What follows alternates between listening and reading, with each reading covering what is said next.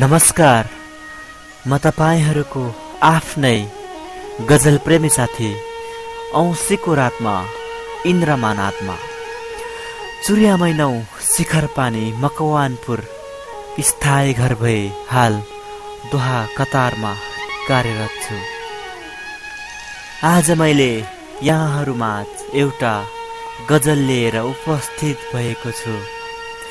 कृपया कस्तो लाग्छ सल्लाह सुझाव र प्रतिक्रियाको प्रतीक्षामा छु।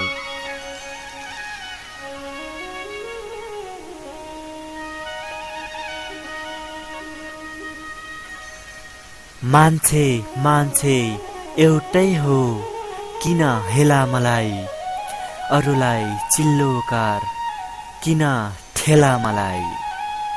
मान्छे मान्छे एउटै हो, किन हेला मलाई, अरूलाई चिल्लोकार किन ठेला मलाई। औँसीको रात जस्तो अँधेरो मेरो जीवनमा, औँसीको रात जस्तो अँधेरो मेरो जीवनमा, आकाशको जुन टिपेर कसले देला मलाई, अरूलाई चिल्लोकार किन ठेला मलाई। पैसा र पैसाको पछि लाग्छन् यहाँ स्वार्थीहरू, पैसा र पैसाको पछि लाग्छन् यहाँ स्वार्थीहरू। सेतो कफन कसले बेर्ला मर्ने बेला मलाई, अरूलाई चिल्लोकार किन ठेला मलाई। जहाँ गए पनि हाँस्छन् मेरै खिल्ली उडाएर, जहाँ गए पनि हाँस्छन् मेरै खिल्ली उडाएर।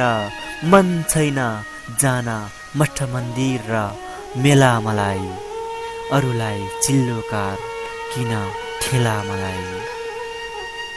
म बुझ्न चाहन्छु धनी गरिबको त्यो इतिहास, म बुझ्न चाहन्छु धनी गरिबको त्यो इतिहास।